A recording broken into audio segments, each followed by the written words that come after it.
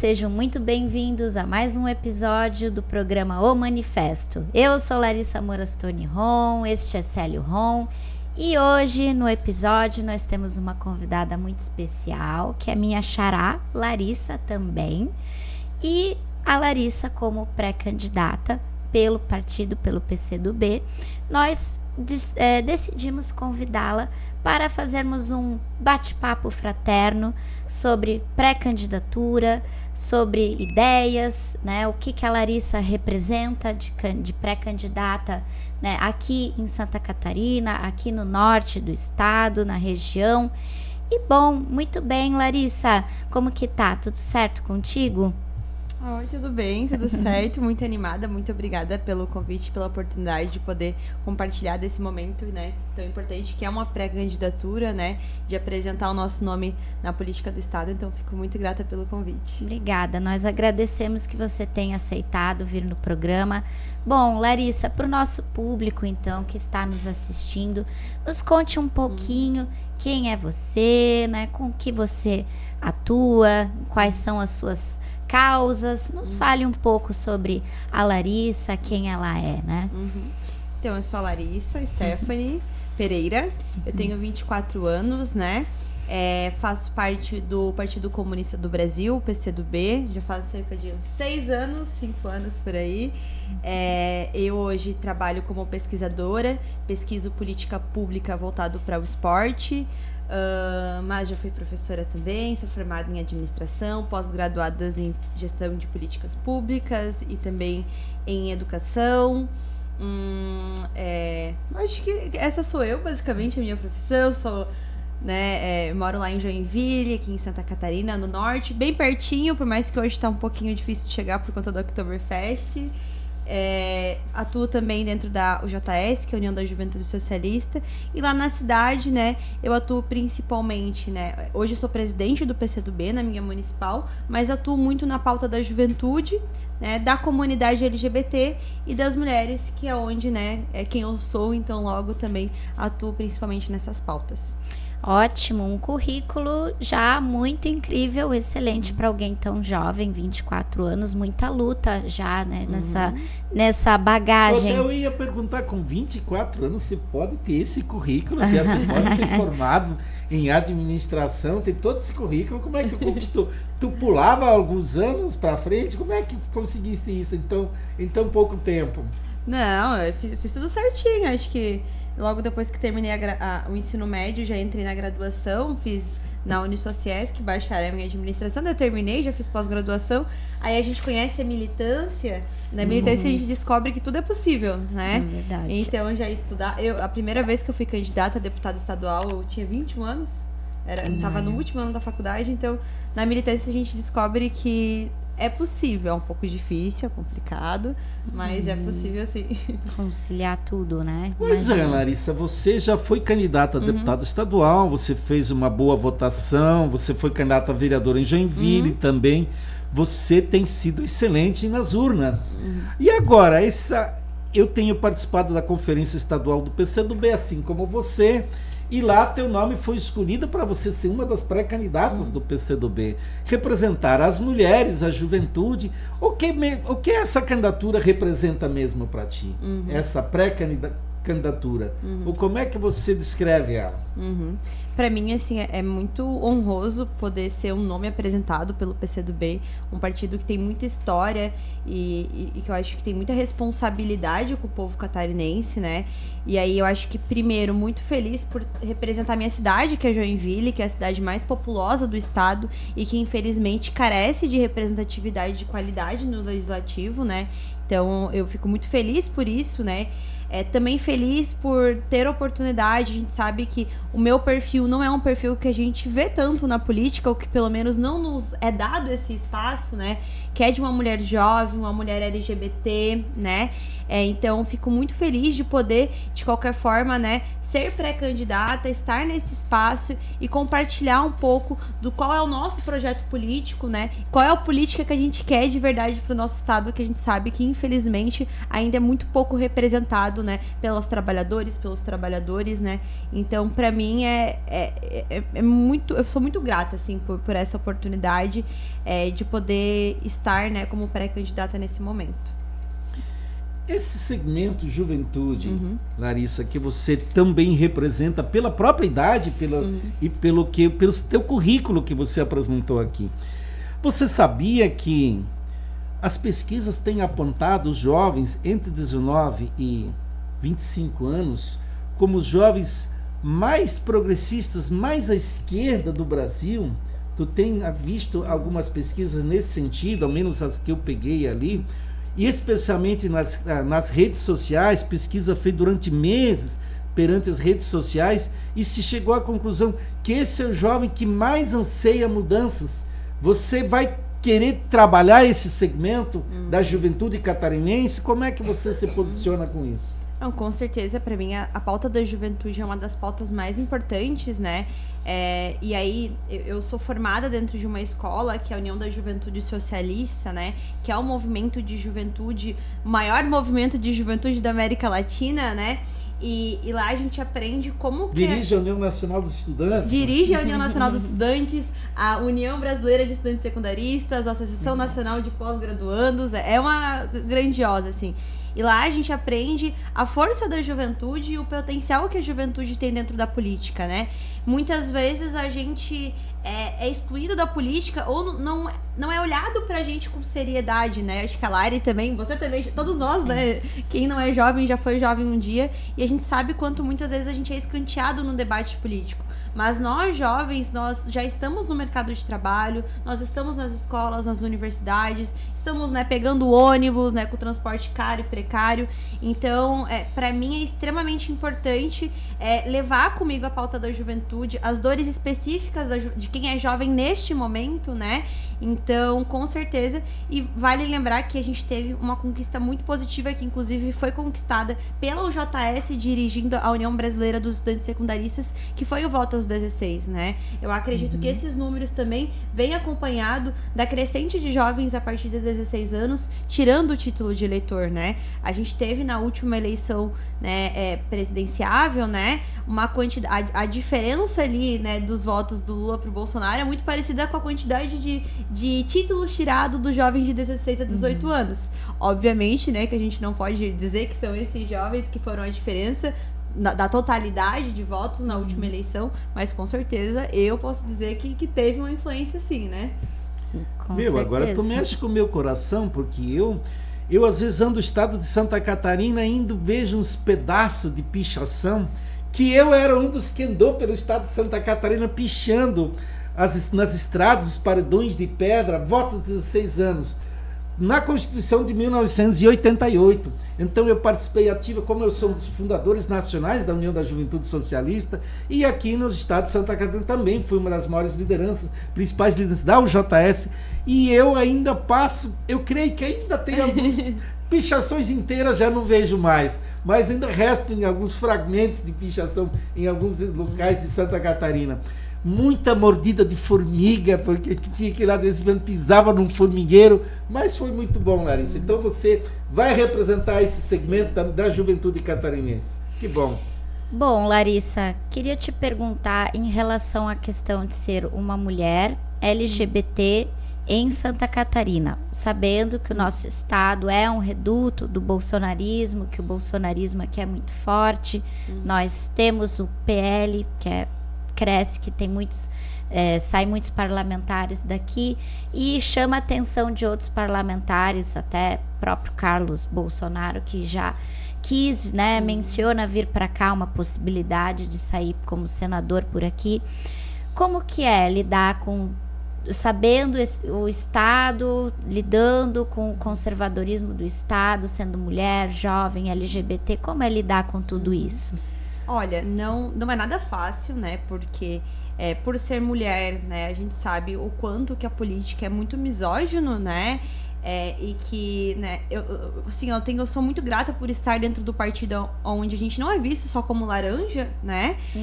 Só aquele candidato para um homem estar na política, mas infelizmente ainda é um espaço muito violento. Inclusive, eu dei uma entrevista recentemente, até saiu essa semana no jornal digital do Ieluski, sobre o quanto eu já recebi diversos convites, fotos, mensagens, né, inclusive, né, me ameaçando, né, e eu vejo que o fato de ser mulher é algo muito forte, né, e aí ser uma mulher jovem a gente é colocado mais ainda como frágil, né, porque nós mulheres, né, jovens somos postas como aquelas que não têm, capaz que ela vai falar alguma coisa, capaz que ela vai ter força pra me responder, né? Se mulheres já não têm força, imagina uma mulher jovem, é assim que eles olham pra gente na política. E aí, né, eu trago o fato de ser LGBT, assim, é o fato que mais ainda me traz ódio, porque a pauta LGBT, ela é muito utilizada pela extrema-direita, né? É uma pauta que é atacada a todo momento, é uma pauta... Eles falam que a gente faz ideologia de gênero, né? Então, eles utilizam, inclusive, da pauta LGBT, né? O ódio contra a pauta LGBT para ganhar votos. E não é diferente. Vou trazer um exemplo. Mas você vai fazer o contrário. Com certeza. Por exemplo, Joinville, o vereador mais votado da nossa cidade, ele se elegeu, né? Muito também fazendo um discurso anti-ideologia de gênero, anti-comunidade LGBT. Então, assim, não é fácil. A gente recebe muitos ataques, principalmente em Santa Catarina. Mas, ao mesmo tempo, né, eu sempre tenho principalmente amigos de fora que vêm comentar o seguinte: pô, Larissa, mas como tu tem força lá em Joinville? É tão difícil.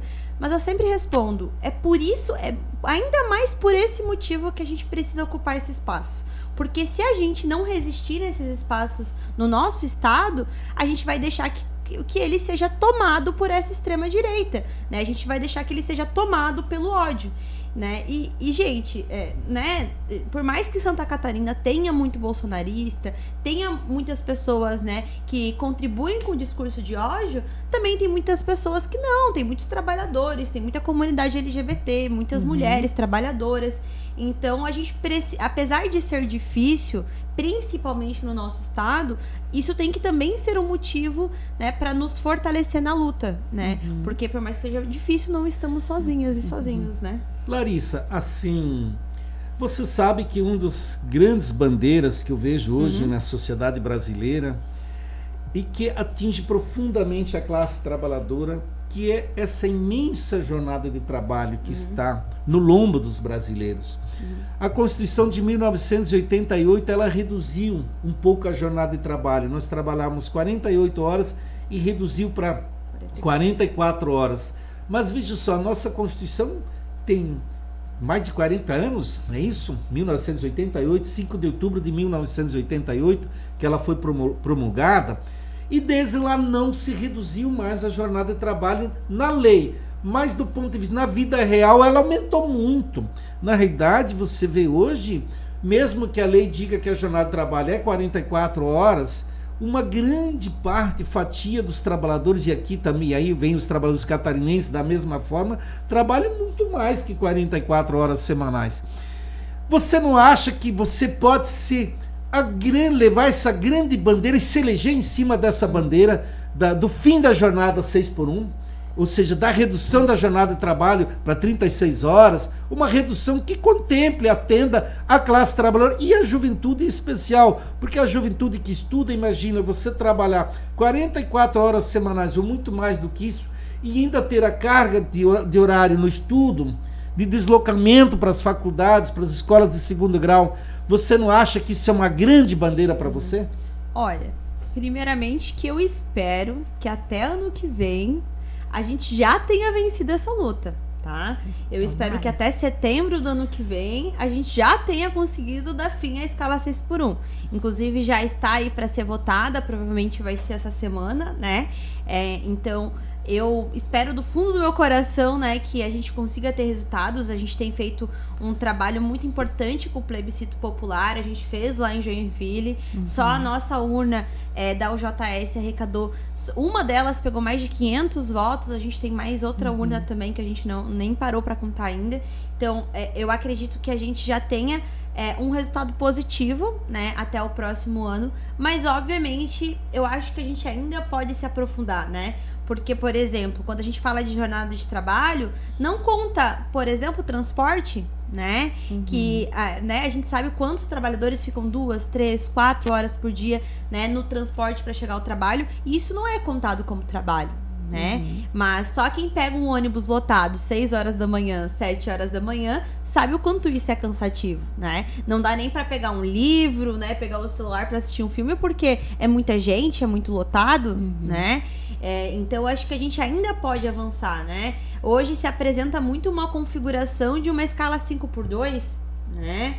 Mas acho que a gente pode avançar para uma escala 4x3, né? Que inclusive já é realidade, já é discutida em outros países que têm uma qualidade de vida muito superior, né? Infelizmente, eu vou ser, né, sou pré-candidata a estadual, sei as limitações que o estadual tem, né? Porque se limita ao estado e à legislação estadual, mas também a gente não pode esquecer que dentro do estado a gente também consegue influenciar, também consegue ter conexões com Brasília, principalmente porque o PCdoB também tem uma pré-candidata muito forte aí que vem, né, para deputado federal. Então, tá, muito bem.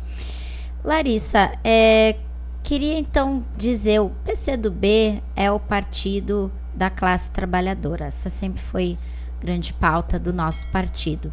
Além da escala, do fim da escala 6x1, que é uma grande pauta do nosso partido, que o partido defende, que outras pautas você diria que a gente deve construir, lutar para a classe trabalhadora em geral? Aí a gente fala das mulheres trabalhadoras, a população LGBT trabalhadora, porque nós também temos que levar em consideração esse público que sofre ainda mais com os problemas do capitalismo, que as mulheres, por exemplo, ainda enfrentam duplas, triplas jornadas de trabalho. Como que você, Larissa, pauta isso e de acordo com as ideias do partido, né?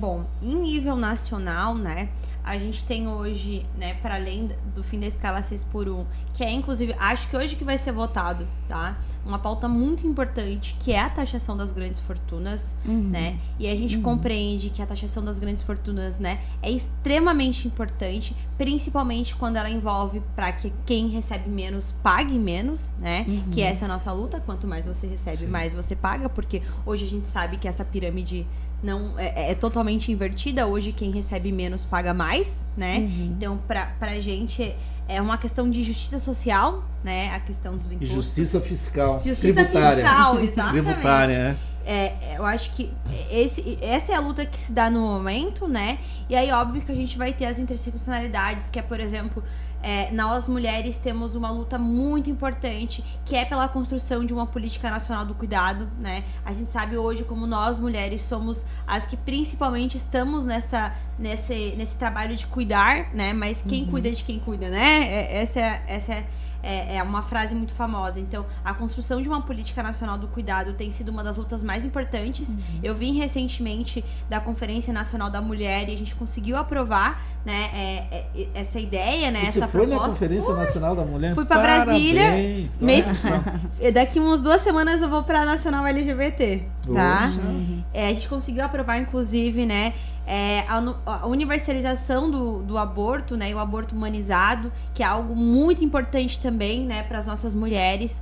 Agora vou para LGBT e aí lá a gente também vai debater as interseccionalidades da comunidade LGBT, porque a gente sabe que hoje o Brasil é o país que mais mata, tá entre os países que mais mata a comunidade LGBT e é o que mais mata pessoas trans, né, em todo o mundo, e isso é extremamente assustador. Então a gente ainda precisa discutir segurança para a comunidade LGBT, e trago aqui o recorte de Santa Catarina, que continua sendo extremamente perigoso para a comunidade LGBT, até porque, né, quando a gente vai olhar nosso legislativo, né, se até os deputados, né, não tem nenhum medo de atacar as nossas vidas, né, o que você acha que vai acontecer, né, no dia a dia, né? O que vai acontecer na cidade no dia a dia? Óbvio que esse discurso vai repercutir, né? Para além do mais, a gente ainda precisa continuar avançando nos discursos e debates sobre a juventude, né? A gente teve, por exemplo, o programa do jovem aprendiz, né, que conseguiu diminuir bastante o trabalho infantil, mas a gente ainda tem um índice altíssimo, né, do que a gente chama de jovens neném, né, que eu odeio esse termo, né, que é o nem estuda, nem trabalha, e isso é um problema seríssimo, né? Como que a gente garante que os nossos jovens finalizem os seus estudos, né, no ensino médio, e também entrem no ensino superior, mas que também consigam adentrar no mercado de trabalho, e não é qualquer mercado de trabalho, porque a gente sabe que hoje a uberização está em alta, né, a pejotização, então como a gente consegue garantir trabalho de qualidade para esses jovens, né, como a gente consegue valorizar inclusive a CLT, e aí você que já é mais antigo de militância, sabe o quanto que quem veio antes da gente lutou, né, para que a gente tenha a consolidação das leis trabalhistas que nos garantem tantos direitos e que hoje está sendo extremamente atacada, né, extremamente atacada, né, e a pejotização vem inclusive para isso. Então, né, eu acho que uma das lutas principais é a defesa dos direitos trabalhistas, é regulamentar, né, esses contratos PJs. Para além disso, uma luta muito importante é a regulamentação acabar com essa precarização do mundo do trabalho. Eu tenho mas antes de falar mais dessa questão do mundo do trabalho, eu tenho uma outra pergunta para te fazer, Larissa, que também é ligada ao mundo do trabalho. Mas o que eu vejo assim, eu já participei de debates dentro do partido e em outros, que o que o jovem mais reclama, um dos temas que mais se reclama, que a juventude mais reclama, é porque a escola hoje, ele estuda, a escola está muito desvinculada do trabalho, da realidade. Então, como é que nós vamos preparar, fazer com que a escola e o trabalho estejam mais vinculados, mais unidos, em preparar, que a escola prepare o jovem também para o trabalho? Porque hoje, muitas vezes, o jovem está lá estudando, mas ele não se sente preparado para enfrentar o mercado de trabalho, ele tem dificuldade em acessar o mercado de trabalho. Então, de repente, ele começa a questionar: o que a escola me preparou para eu ingressar no mundo do trabalho? Isso é um grande problema hoje da juventude. Claro, nós não queremos, além de aperfeiçoar as escolas técnicas, mas assim, eu acho que você vai se defrontar muito durante a campanha com esse problema que a juventude hoje enfrenta. Ou como é que você tem encarado isso perante a juventude? Então, eu tenho, inclusive, eu, né, dei aula no ensino profissionalizante, né, e eu tenho eu vejo uma problemática muito grande hoje no ensino profissionalizante, é que, em grande parte, o ensino profissionalizante, ele hoje é responsabilidade principalmente de instituições privadas, né? Então, por exemplo, o Sistema S, né, trabalha muito com o ensino profissionalizante. Existe, obviamente, também o ensino técnico integrado com o ensino médio, mas a gente sabe que, né, ainda, né, em pequena quantidade. Em Joinville, por exemplo, a gente tem só uma escola, a gente tem no ensino médio, mas ainda com uma dificuldade. Tentaram fazer uma reforma de ensino médio totalmente problemática, né? A grande questão é, nós precisamos de uma reforma no ensino. E aí, isso vai desde o ensino básico até o ensino superior. Nós necessitamos, né, de uma reforma, né, que nessa reforma, inclusive, contenha a valorização dos profissionais e também uma construção de um ensino, né, que faça sentido para o aluno e que possibilite aprendizado, né, nas suas diversas facetas, assim. E aí, o ensino profissionalizante, para mim, eu defendo muito que ele deveria ser responsabilidade do governo, né? Para mim, a gente não pode terceirizar a responsabilidade da profissionalização, porque senão a gente vê o que a gente vê, que é vários jovens que até estão no ensino profissional, mas esse ensino profissional que não garante qualidade, e daí ele fica manipulado pelos empresários. Exatamente. Ali. Não há um Estado com o mínimo de neutralidade. Exatamente. Que prepare tecnicamente o estudante para a profissionalização, porque as entidades empresariais, elas já direcionam, eles já tentam fazer a cabeça do jovem, manipular ele dentro do ponto de vista da empresa empresarial. Então o jovem lá vai aprender a defender o interesse do patrão e não defender os interesses dele como mesmo. Trabalhador, como... E eu vou te dizer, o professor da área profissionalizante recebe muito pouco. Então, eu vou pegar um exemplo, né? Eu sou da administração. Eu dei aula no curso profissionalizante de administração, né? Mas a gente sabe, né, que a administração, a área da tecnologia, que é uma área que tem chego com tudo, né? Quantos desses profissionais, bons profissionais, vão querer seguir a área da educação, sendo que ela não é competitiva em salário. E assim, eu amo dar aula, mas só amor não paga conta, né? Então, como que a gente garante professores de qualidade, uma estrutura de qualidade, porque hoje, né, inclusive no sistema privado, né, profissionalizante, as estruturas não são boas, tá? São muito, muito ruins ainda, porque o aluno não tem um computador de qualidade para fazer um trabalho. Então, como que você quer que aquela pessoa, né, aquele jovem, se forme um profissional de qualidade? Não vai. Como que você vai conseguir que aquele jovem consiga, né, ter autonomia na sua profissão? Não vai conseguir. Então, assim, eu acho que a gente precisa avançar muito e eu acho que é muito difícil o ensino profissionalizante, porque ele mexe principalmente com o Sistema S, que é uma gigante, né? Que eu acho que não é discutida, que ninguém toca nela, que recebe muito dinheiro do governo e que o retorno ainda é muito pouco do que deveria. Não tem fiscalização. Não tem fiscalização. E Larissa, é isso que eu quero te perguntar. O estado de Santa Catarina, ele é considerado um dos estados mais ricos do Brasil. E do ponto de vista, de fato, do orçamento público, de recursos, ele é. Eu não sei, nós não temos nenhum outro estado no Brasil que tenha um orçamento público como é o estado de Santa Catarina. Queiram, nós somos um estado razoavelmente industrializado e, portanto, ele é um gerador de riqueza. Mas, como tu disse, uma ausência total do estado de Santa Catarina também nessa questão da educação. Você, como deputada estadual, que vai diretamente debater a questão orçamentária do estado, você pode ser a nossa gigante lá e que vai abrir as portas para que a população catarinense tenha justamente um ensino voltado para preparar o nosso jovem para o mercado de trabalho? Com certeza. Tu se sente preparado para esse embate? Sim, com certeza, até porque, inclusive, não é só o ensino profissionalizante em Santa Catarina, mas em especial o ensino médio nosso sofre muito.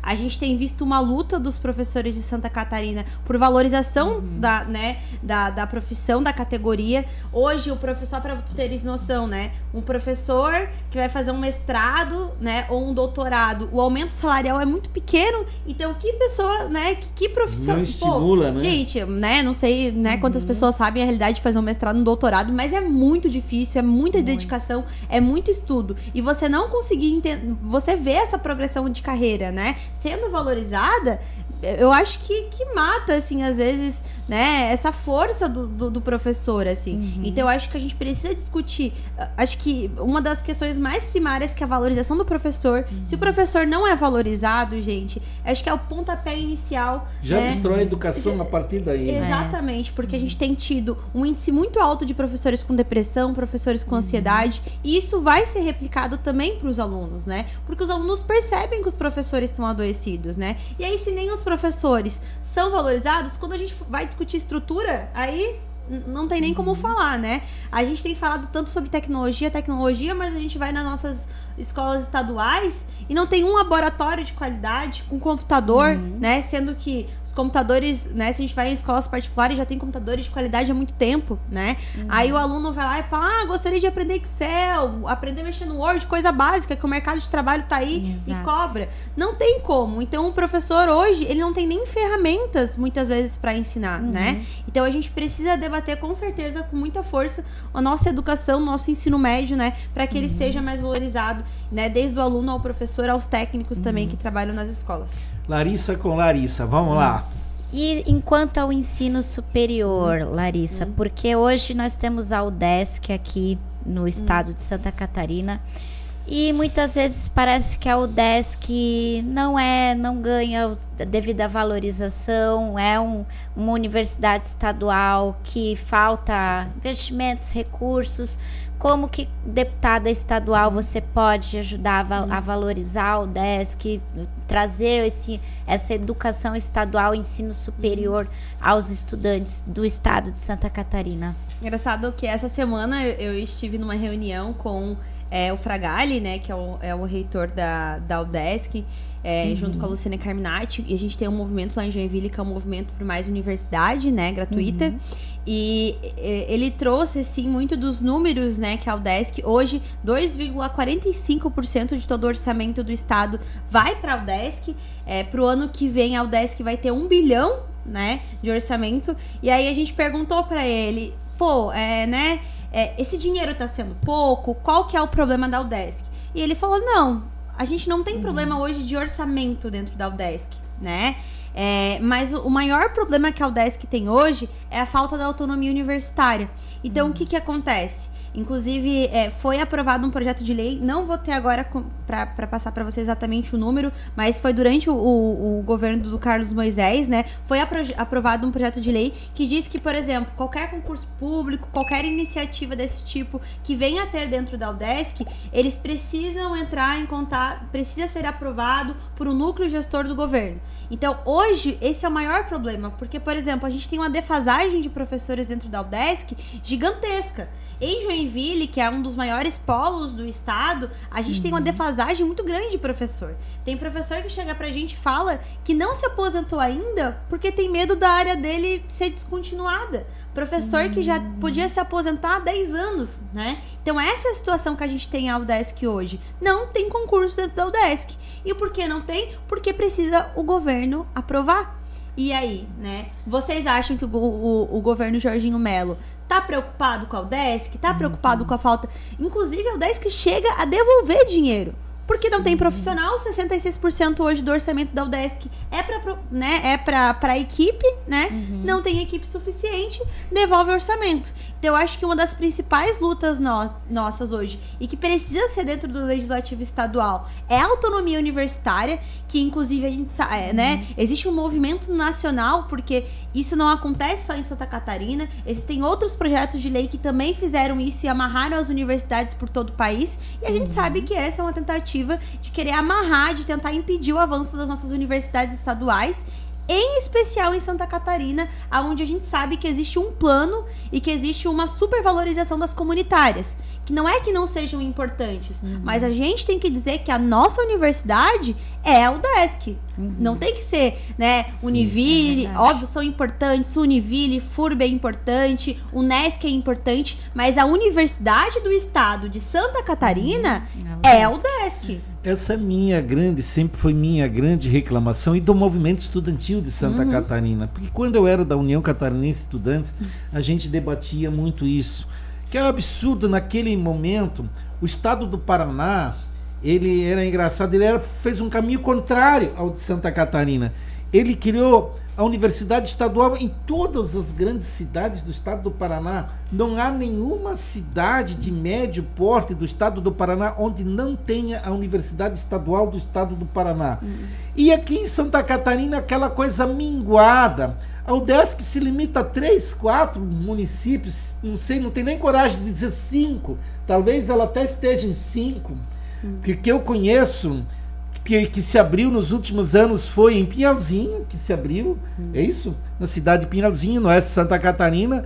Mas do resto elas se limitam a Florianópolis, a Joinville, a Lages, é isso? Tem lá. E mais aí Pinhalzinho, e onde mais? Não sei se tem algum outro local.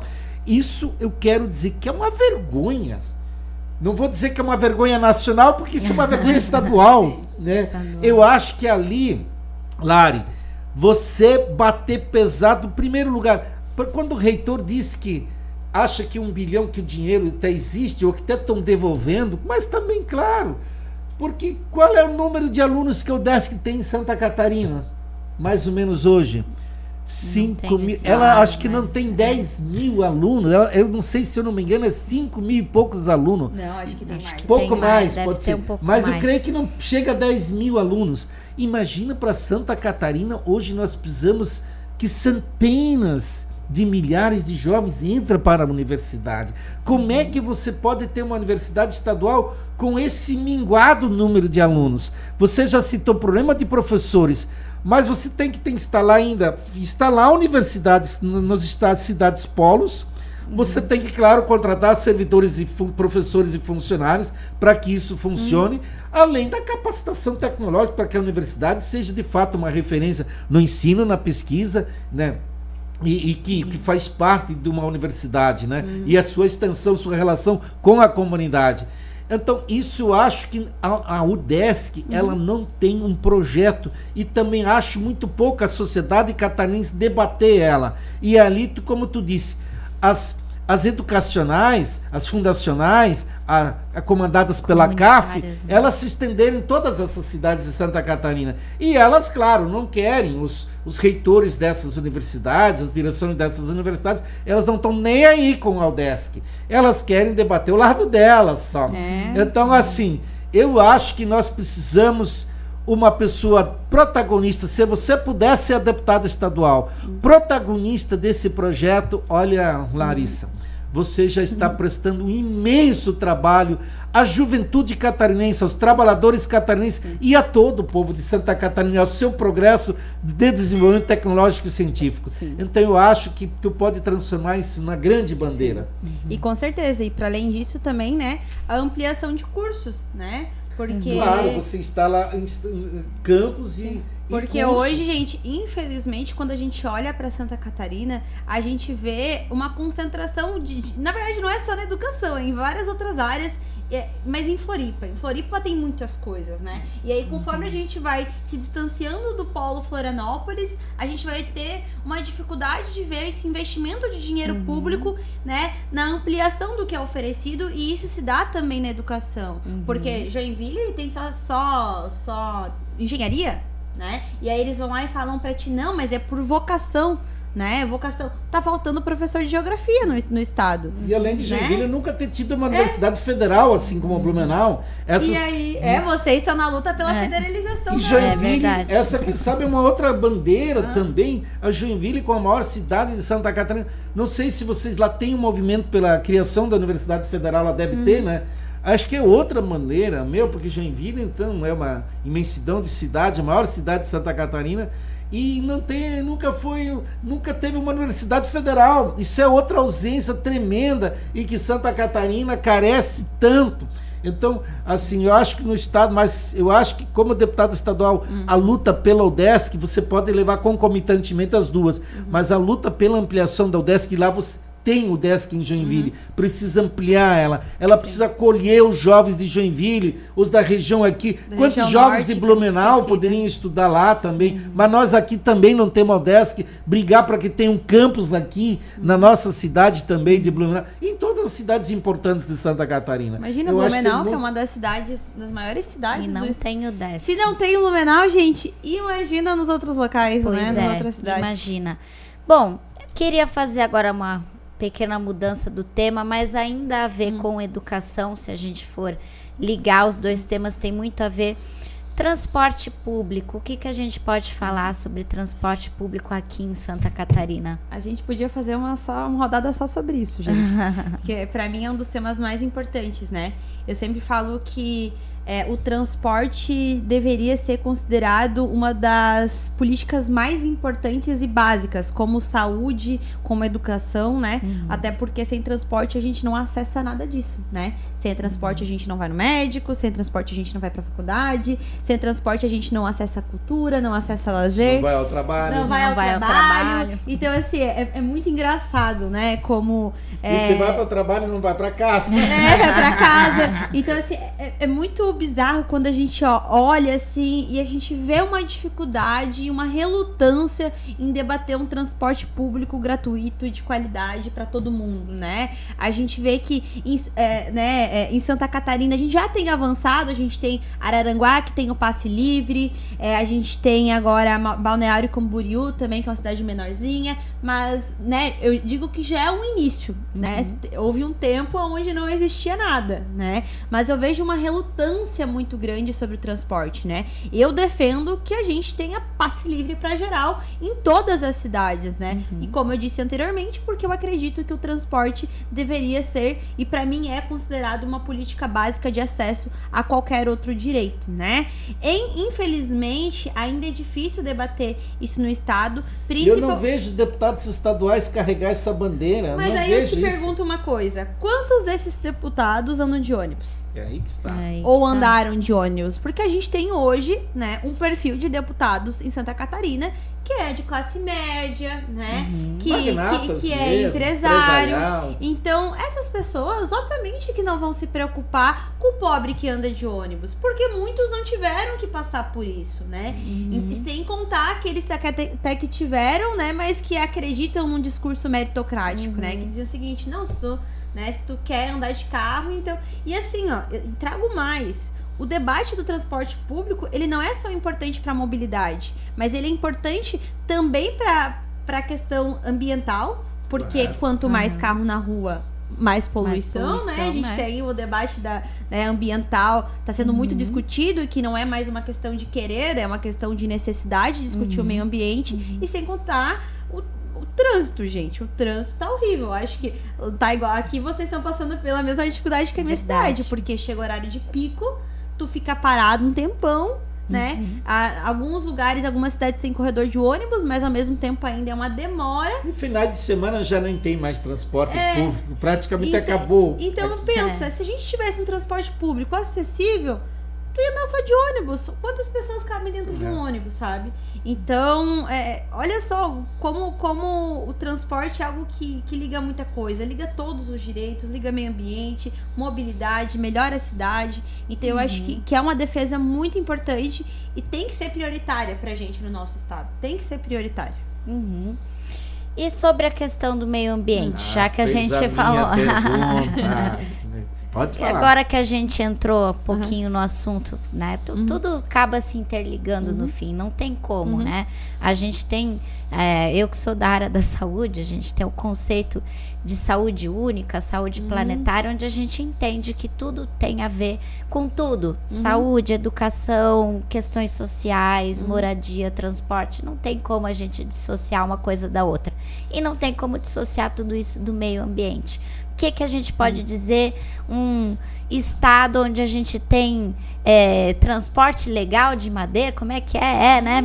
Madeira transportada ilegalmente, fazendo lobby lá com grileiro, enfim, temos aí várias polêmicas no nosso estado. Aqui, Blumenau mesmo, tivemos a polêmica do Parque São Francisco, que queriam acabar para fazer querem acabar para fazer um residencial de luxo, né? Então, é isso que a gente vem observando em Santa Catarina cada vez. Se for pegar Florianópolis também, avançando em direção ao mar para construir, né, hotéis de luxo, os resorts, rios todos poluídos. Rios poluídos. Como que a gente lida com tudo isso aqui nesse estado? Que tem ainda um resquício de Mata Atlântica, um pouquinho. Como que a gente vai fazer para proteger essa Mata Atlântica e proteger os nossos mangues ali no litoral, que são tão importantes para a biodiversidade?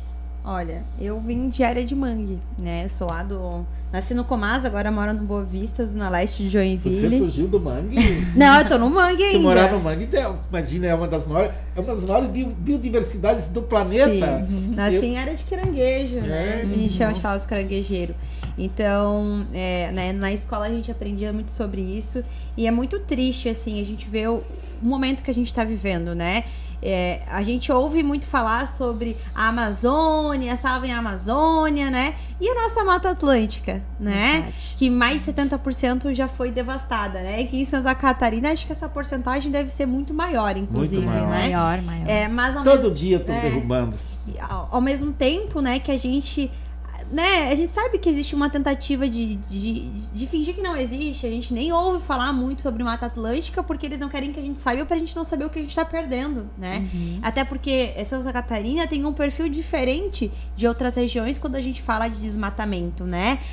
Enquanto a gente tem alguns outros lugares que tem grandes latifundiários, aqui a gente tem... Aqui é a urbanização. É a urbanização, principalmente. E aí essa desculpa parece ser muito mais bonita, né? Não, porque construir uma fábrica, não que foi construído um condomínio tipo, lá. capaz que você vai deixar, você vai querer negar, né? A gente viu aquele cara lá, o velho da van, né? Não, olha só como que é difícil abrir uma nova loja. Vocês querem impedir o avanço, né? Do progresso. Do progresso, né? E aí a gente já sabe, né, que progresso é esse, pra onde ele quer e o que ele pensa sobre o meio ambiente, né? Ele, na verdade, não quer saber dele, ele vai até onde for e quem mais sofre é a população, porque a gente tem cada vez mais enchentes, né? Acho que Blumenau também sofre com isso, né? A gente tem aí os nossos mares, principalmente. A gente viu recentemente lá em Blumenau, mas não é algo restrito de Blumenau, não. Balneário Camboriú, né? O que fizeram lá com a praia de ter que tentar aumentar o mar, porque não tem muita construção. Então, assim, a gente sabe que é um debate muito difícil no estado de Santa Catarina, principalmente, né, pelos fatores que levam ao desmatamento, mas, ao mesmo tempo, ou a gente faz esse debate, ou não vai ter futuro, né? Porque a gente chegou no momento onde as mudanças, né, feitas no meio ambiente já são irreversíveis. Então, qualquer ação que a gente for fazer hoje é o que a gente chama de ação de mitigação, que é para diminuir os danos que a gente vai sofrer, né? E a gente sabe que quando a gente fala os danos que a gente vai sofrer, quem mais sofre com o desastre ambiental é a população pobre. É a população periférica. É a população que não tem grana para se mudar para um lugar mais alto. É a população que não tem grana para ir para o planeta B, que eles acham que vão achar, sabe? Então, discutir meio ambiente é extremamente importante, principalmente para nossa classe. Como tu colocou, a extrema dificuldade de defender a Mata Atlântica. Lá no oeste de Santa Catarina, lá já desmataram tudo. Praticamente não existe mais nada. A agricultura e a pecuária tomou conta de tudo. Que outrora tinha uma bela Mata Atlântica lá. Inclusive vai até um pedacinho da Argentina. E que os brasileiros ainda destruíram a parte da divisa ali. Mas aqui o problema é que o povo está vindo morar muito no litoral. A população brasileira, e aqui em Santa Catarina também sinto esse fenômeno acontecendo, muita vinda para a região litorânea, justamente onde ainda temos um remanescente da Mata Atlântica. E isso que me preocupa, porque os novos condomínios, as fábricas que vão se instalando, as BRs que precisam ampliar, porque não precisa espaço para o trânsito poder fluir. Você tem vários fatores assim, a poluição dos rios se torna mais agressiva aqui. A questão dos rios, seja de Joinville, imagina aquele rio ali de Joinville ali. Será que uma prefeitura da riqueza de Joinville não tem capacidade de criar uma rede de esgoto? Aqui em Blumenau a rede de esgoto parou, não tem. E você precisa, porque os vereadores, geralmente, de regra, são vendidos. Você vê olhar aqui em Blumenau, os vereadores estão praticamente todos quase vendidos para o prefeito. Isso vem há muitos anos. Então os vereadores se tornaram uma espécie de inoperantes, ou de inexistentes. O discurso deles vão vagando, vão criando discursos assim, factoides para lá, para cá, para dizer que eles estão discursando na tribuna ou estão fazendo alguma coisa. Mas, na realidade, eles não enfrentam o poder executivo, porque eles estão todos no poder executivo com cargos comissionados. Isso para Joinville também, com certeza, vale. Como é que os vereadores de lá, por exemplo, de Joinville, vão fazer um projeto de meio ambiente que, de fato, valha para a cidade? Não é desses vereadores que vai surgir esse projeto. Aqui em Florianópolis, o que o prefeito quer, vai prevalecer. Se o prefeito quer derrubar uma Mata Atlântica, como a Larissa falou daqui, no caso do Parque São Francisco, é o prefeito que quer isso. Então, e as FAEMAs, as fundações de meio ambiente, ou as secretarias de meio ambiente, passam pela mesma doença, porque elas estão fechadas com o Poder Executivo, os cargos comissionados são indicados por ele, então eles aprovam aquela obra do jeito que o prefeito quer ou que elas sejam aprovadas. Não vou nem falar de propina, porque basta assim a gestão política da cidade. Ninguém quer ter um mal-estar político, sim, né? Então esse é o grande problema vale para Balneário Camboriú, vale para Jaraguá do Sul, vale para todas as cidades de Santa Catarina. O executivo compra os vereadores. Não há prefeito que não trabalhe com os vereadores, até porque ele tem medo de levar processo de impeachment, então ele dá um jeito de comprar todos os vereadores que para eles estar sempre do lado dele. E daí ele pode cometer todas as atrocidades contra o meio ambiente, que sempre a Câmara não vai fazer sempre. Eu não vi até hoje uma CPI instalada numa Câmara de Vereadores desse estado que discutisse com seriedade a questão do desmatamento.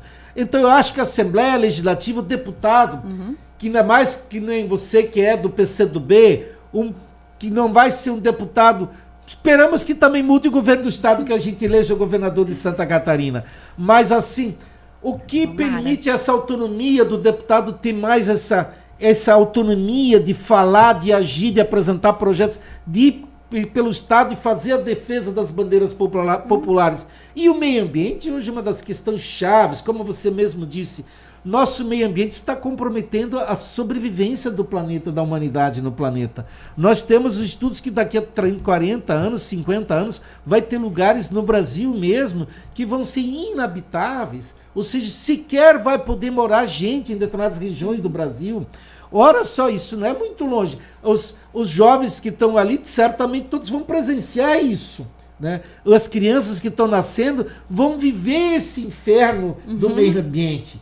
Então, e aí quem tem que fazer a luta é nós, é hoje. Exatamente. É essa deputada jovem que vai nascer, vai ser de Santa Catarina, que vai ter muito fardo, muita bandeira para carregar aqui em Santa Catarina. É por isso que a gente precisa, né, colocar mais dos nossos, né? Acho que para a próxima eleição a gente precisa olhar de fato, estudar os candidatos e garantir que aqueles que estejam lá, de fato, defendam as bandeiras, né? Que a gente até fala, né? Que são as defesas das bandeiras civilizatórias, né? Que são básicas. Sim. Porque meio ambiente, a gente precisa de mais regulamentação e fiscalização. Só que se a gente não tiver, né, legisladores que legislam, né, para o povo, né, que se preocupam com a população, isso não vai acontecer, né? Então, infelizmente, tudo isso que a gente está passando no nosso estado é um reflexo, né, de a gente ter representantes que fazem política para os seus e não para os nossos, né? Fazem política para o 1%,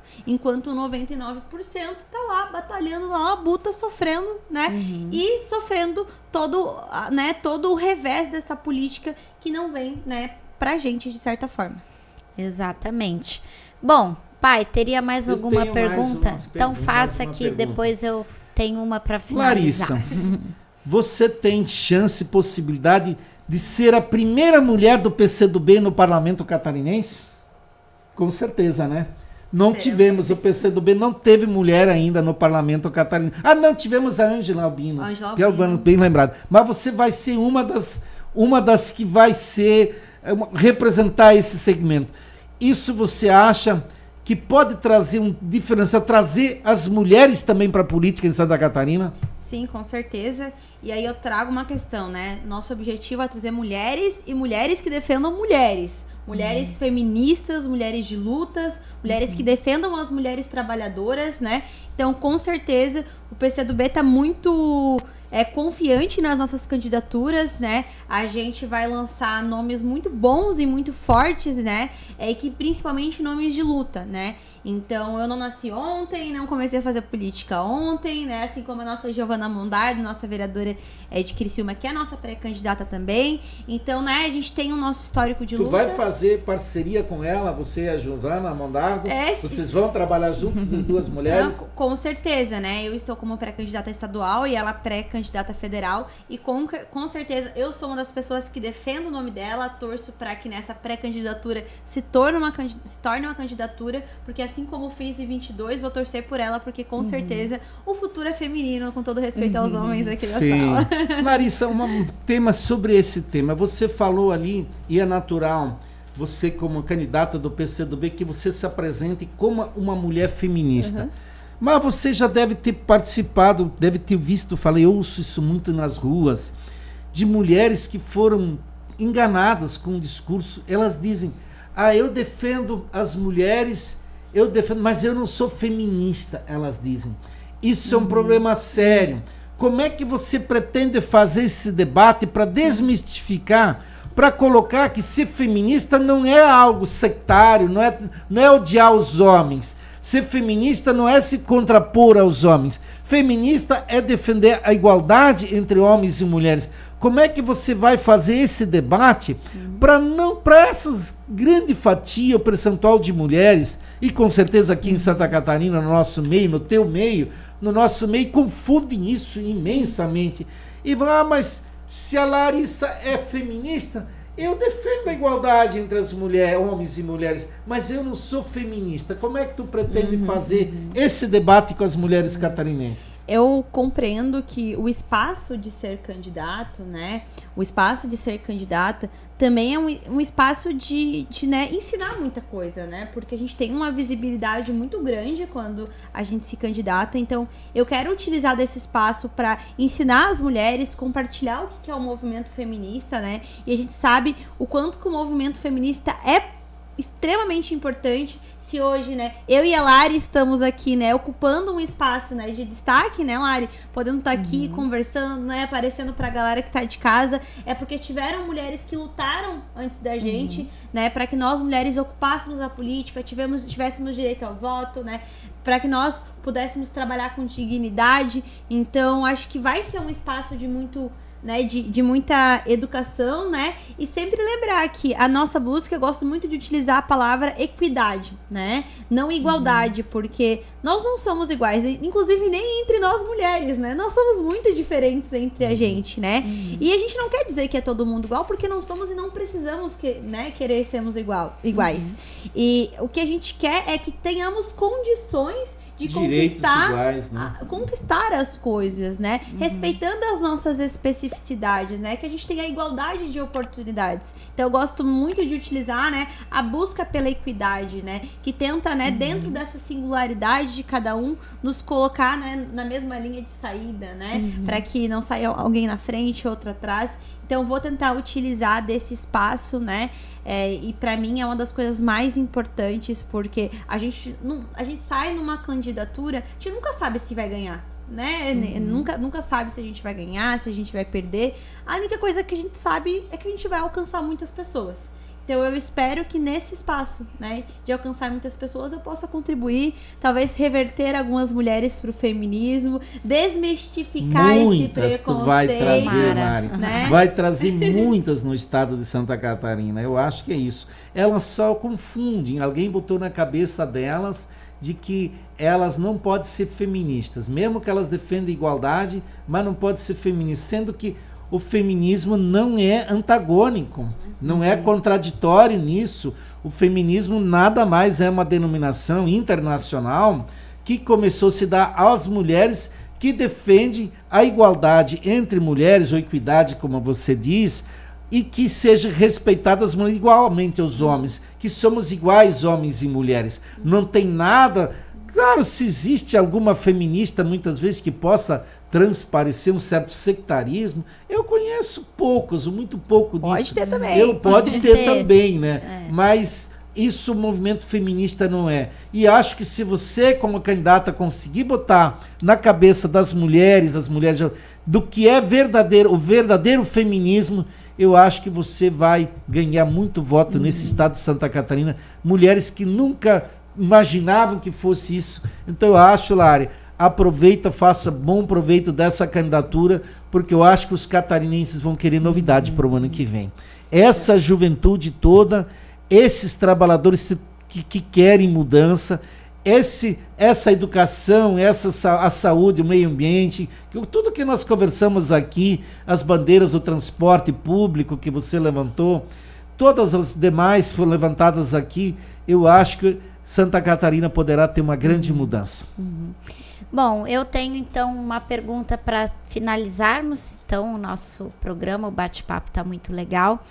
Bom, nós somos do Partido Comunista do Brasil, é um partido diferenciado, né? Não é, a gente sempre fala, nosso partido não é qualquer um, não é qualquer partido. Larissa, qual que você diria que é o seu diferencial como uma comunista, como uma pré-candidata comunista aqui no nosso estado de Santa Catarina?